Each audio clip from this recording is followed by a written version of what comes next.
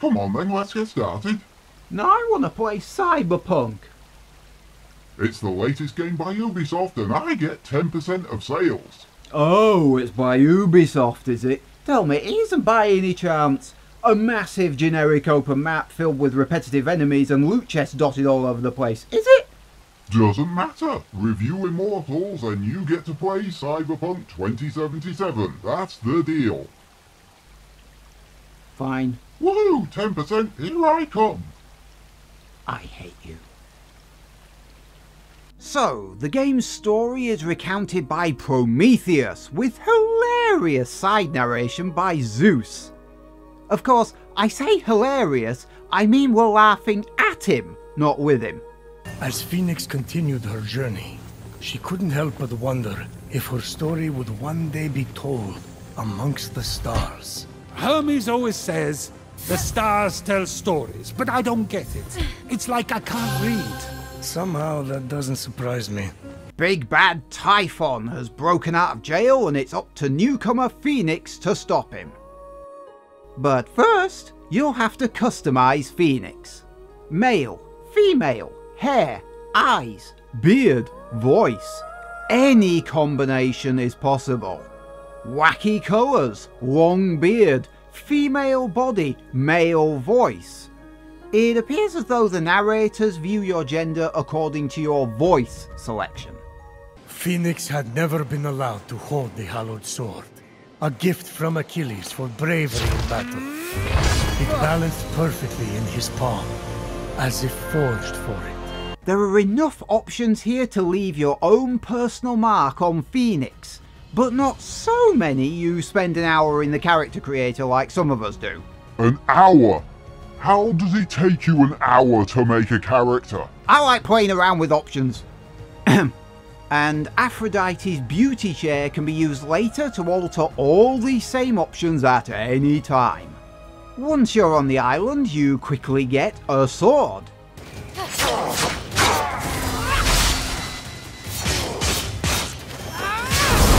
Fenyx felt her training come into focus.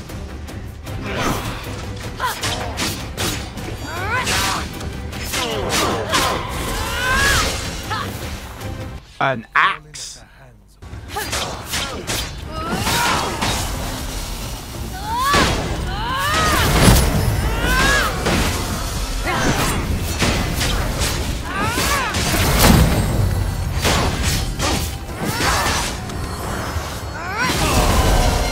A pair of bracers.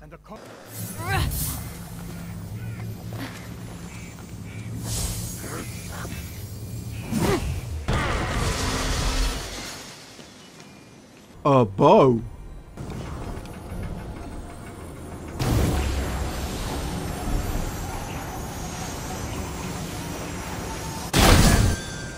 And a pair of wings, all before you've left the starting area. Geez, save some loot for later. Then it's off to the mainland to begin the story. Fenyx gazed across the narrow band of sea, at the peaks and valleys of the Golden Isle ahead. The long path to her true destiny lay stretched out before her. Wait, that was just the prologue? How does it take someone that long to begin a story? Odysseus made it home faster. She's about to jump. Be quiet and listen.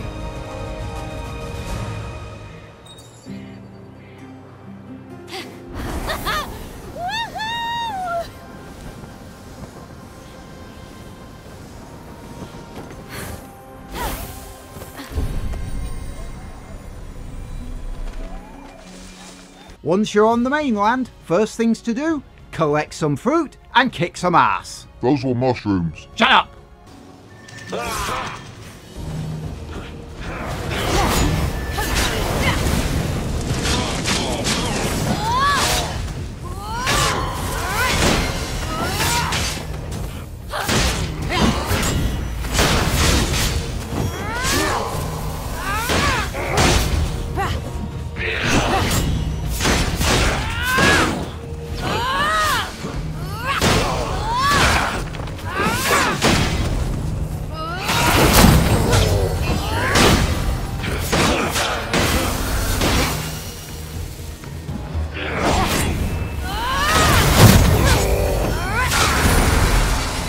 Having won the fight, Fenyx then collects her reward from the chest.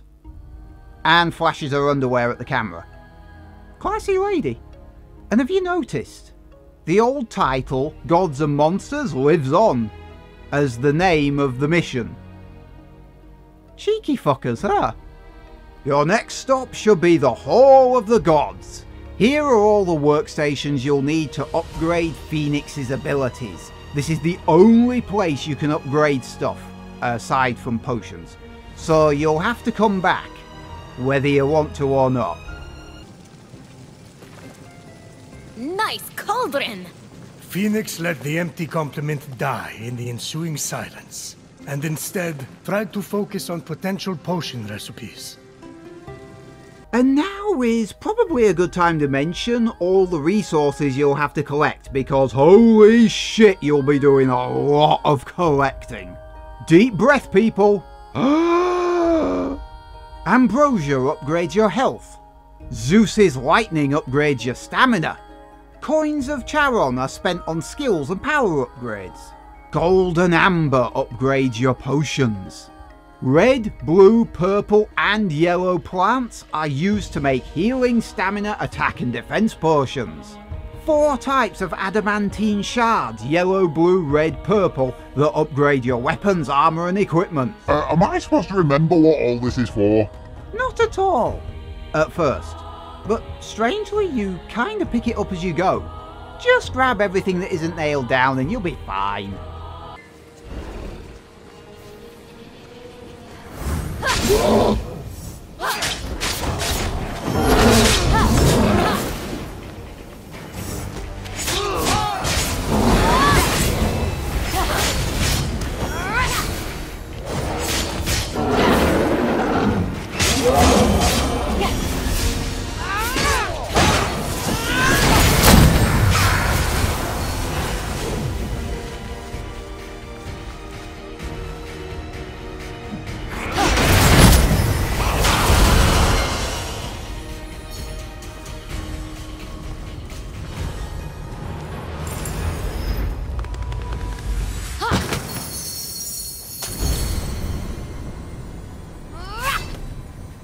The world is a massive open map crammed to the fluffy edges with lots of stuff to check out.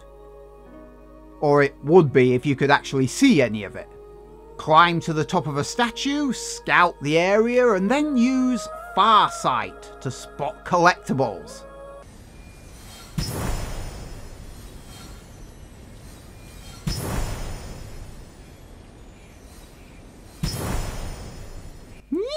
It's doing that thing where it vibrates and the trigger's tighten. Are you going to get excited every time that happens? Probably. Myth challenges earn you coins, but come in a variety of flavours, such as foot races.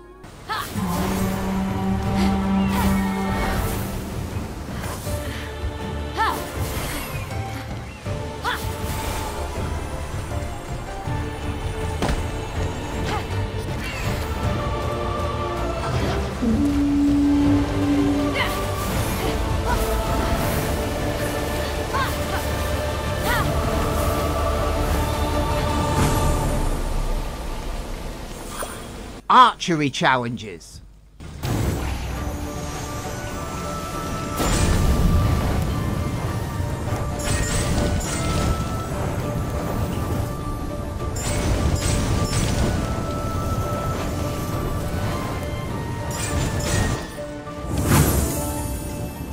Astrology puzzles.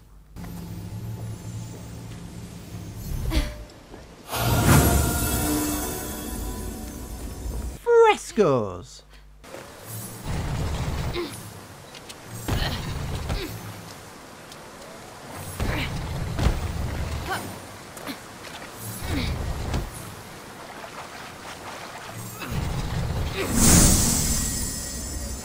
Musical harps. There's a lot of variety here. Wait, did I just use the word variety? This is an Ubisoft game, right? It sure is. Huh. These rifts in the earth lead into a spooky, unfathomable, nameless other dimension. What was this strange place? It's Tartarus. Just exactly where had Fenyx landed? Tartarus!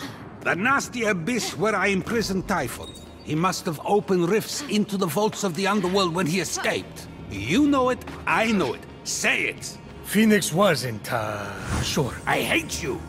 But aren't you intrigued? No! Keep going.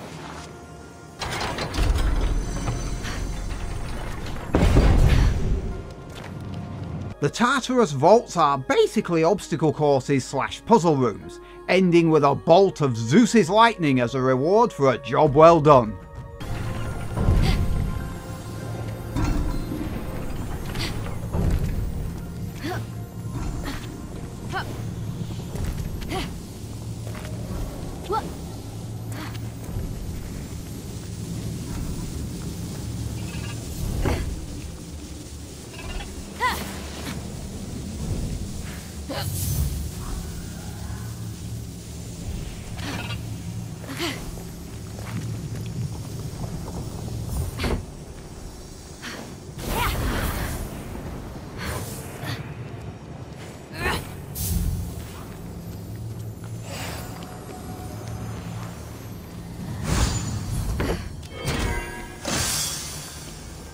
A range of puzzle elements all thoughtfully tied together into a unique exercise in running, jumping, throwing boxes, standing on switches. Wait, thoughtful? Unique? Are we sure this is an Ubisoft game? Yep. Initially the movement system feels a little awkward. It's not really designed with finesse in mind. Fenyx sometimes oversteps the mark if you're trying for precision movement. After an hour or two though, you'll adapt and stop noticing it as much. As soon as you try the vault challenge from the tasks board, that imprecision will come back with righteous fury to bite you in the backside. A timed obstacle course that requires practice, focus and Fenyx to be on his/her best behaviour, which they never quite are. You touch a control and Fenyx overshoots by an extra foot when you try to stop. It's annoying!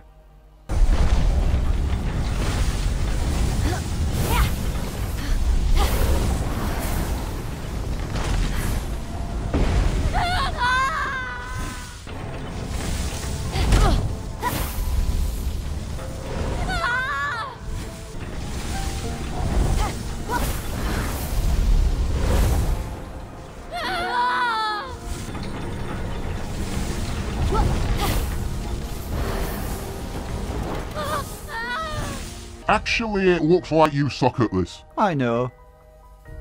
And you know how your typical Ubisoft game fills the place with chests to open for pretty much no goddamn reason beyond filling the world with pointless shit to do? There are chests out in the open. But some chests are guarded. And no, you can't sneak up on the chest and open it regardless.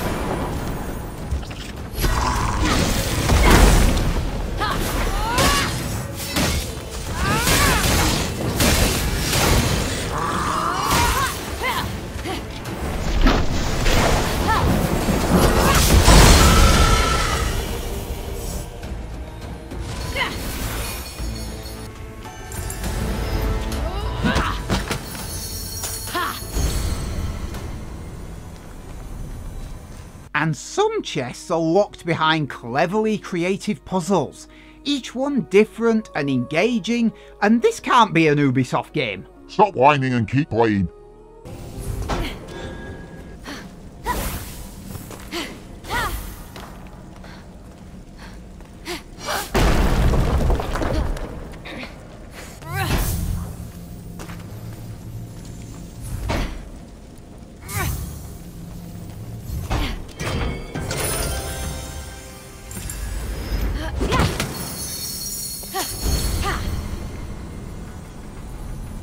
Finally, there are night chests. Surnamed because they're guarded chests, but can only be accessed at night. Which is a humongous pain in the arse, because a single day-night cycle is about 40 minutes, and there's no accelerator pedal. Have fun hanging around doing sod all. Just don't stand too close.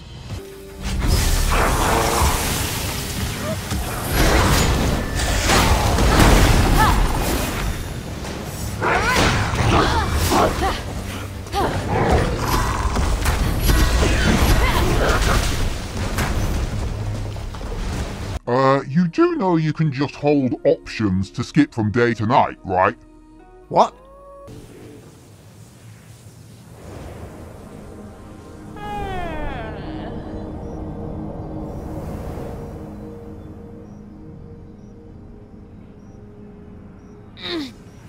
I did not know that! Well, now you do. God damn it! You just hold options. The time I've spent waiting. Sorry, the time I've wasted waiting. Could have done with knowing that before I finished the entire game. Combat is straightforward. The sword attacks quickly, the axe does more damage and stuns enemies, leaving them vulnerable. The bow strikes safely from a distance.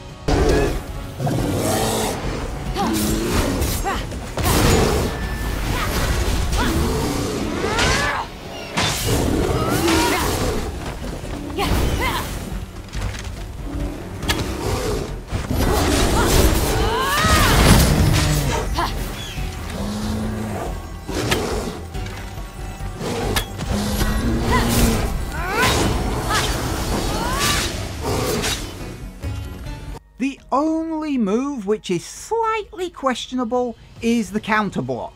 Hold L1 and tap R1. Yeah, it's a bit weird, but because your god powers are triggered by holding L1 as well, you settle into it fairly quickly.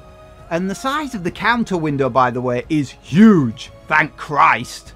The counter block is a move I personally despise, because games always make the timing too narrow for me.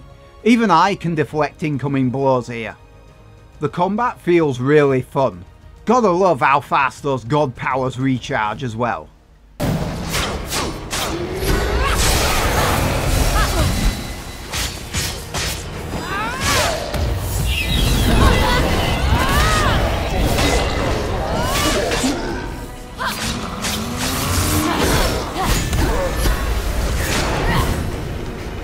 The open world, the collectibles strewn across the map, the gargantuan number of chests to open, the marketplace with extra shit to buy, oh yeah, they included that. The variety of challenges, the range of puzzle designs, the extra powers you get to show off and use in a fight, the way every chest gives you something that's bloody useful, the massive range of equipment and cosmetic options already present for free. Are we sure this is an Ubisoft game? I'm gonna punch you in the face if you keep saying that. Sorry, I mean, come on. It's so like an Ubisoft game is this, and yet it's so unlike an Ubisoft game at the exact same time.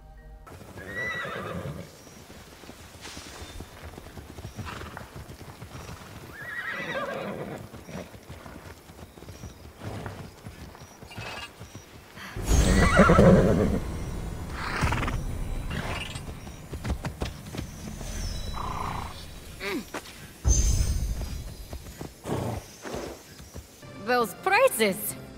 Wow! I'm also the god of thieves. We all have our vices. What's that underneath? It's a chore chart. Someone has to get Ares to clean up after himself. Ever tried to get blood out of a sea of blood? Now that is a feat. This is where your challenges appear. On the left are the ones that unlock extra resources and equipment through natural progression. The tasks on the right, however, are random online challenges that recycle every day or week. These earn you Electrum, and Electrum is spent at Hermes for a limited selection of cosmetics rather than dropping real money on this thing. Boo! Also, the Electrum is tied to your account and as such carries across multiple games, even if you start from scratch. Boo! Boo!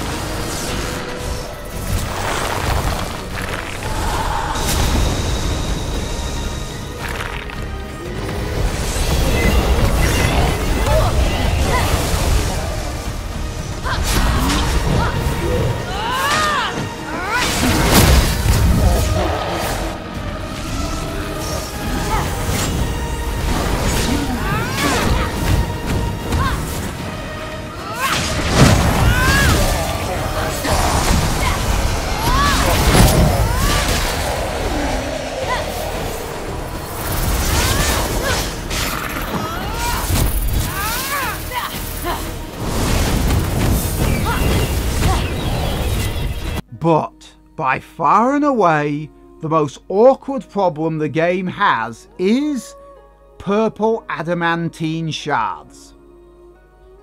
Allow me to explain. You need purple shards to upgrade your armour, and while the other shards have a few sources, purple shards are only found in epic chests, besides the purple crystal clusters. Good luck getting your armour powered up. Also, equipment gains a powerful second perk when it hits level 4. Again, good luck with that.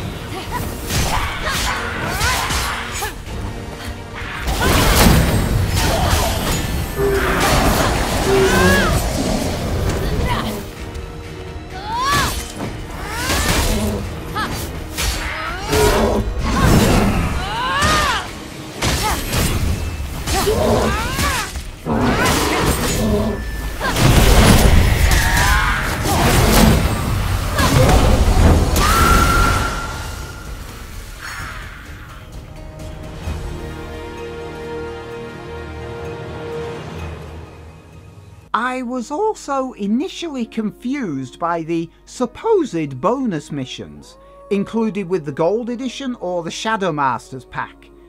I couldn't find where the content was. I checked the map, I checked the marketplace. Turns out the extra stuff is supposed to be in the owned section of the store, and the extra missions are supposed to be on the map. So, after Ubisoft cocked up the free PS5 digital upgrades for both Watch Dogs and Assassin's Creed, turns out they've done the exact same thing for Immortals bonus content. We're on a roll here, people. A really shitty roll, in a barrel, down a hill and into the Grand Canyon, full of crocodiles. And finally, New Game Plus. Don't do what I did and dial the difficulty up to hard, you'll have your ass handed to you.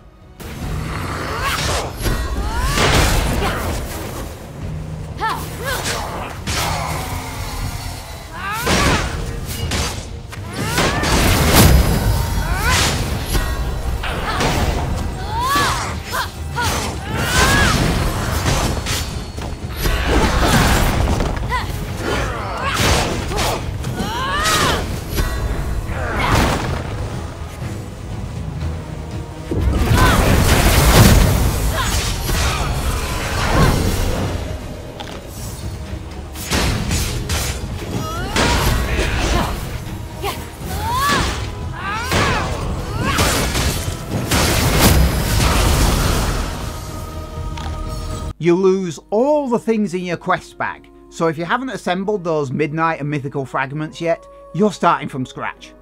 And all the chests can be opened all over again, meaning more epic chests, meaning more purple shards. I'm starting to think you're obsessed with these purple shards. I'm not obsessed, I'm detail orientated. Uh-huh. They are really hard to get. Anyhow, that's Immortals, and I'm pleasantly surprised by it. You thought it'd suck? I thought that it would be another Ubisoft cookie cutter game with rubber stamped lazy content all over the map. I feel like with this, what Ubisoft may have done is hand the developers the instruction manual that they developed for this kind of game over a decade ago, and the developers took it and thought, yeah, but we can do one better. You liked it? 9 out of 10. Better than I expected. No, way better than I expected. I wanted to go and keep on playing New Game Plus. Hell, I wanted to keep on playing the Electrum challenges. Wow. Eh? Can I play Cyberpunk now? Oh, sure. Go nuts. Yeah. I didn't mean that literally. Hey, aren't you supposed to say subscribe or something? Oh, now see, that's lazy. That's lazy.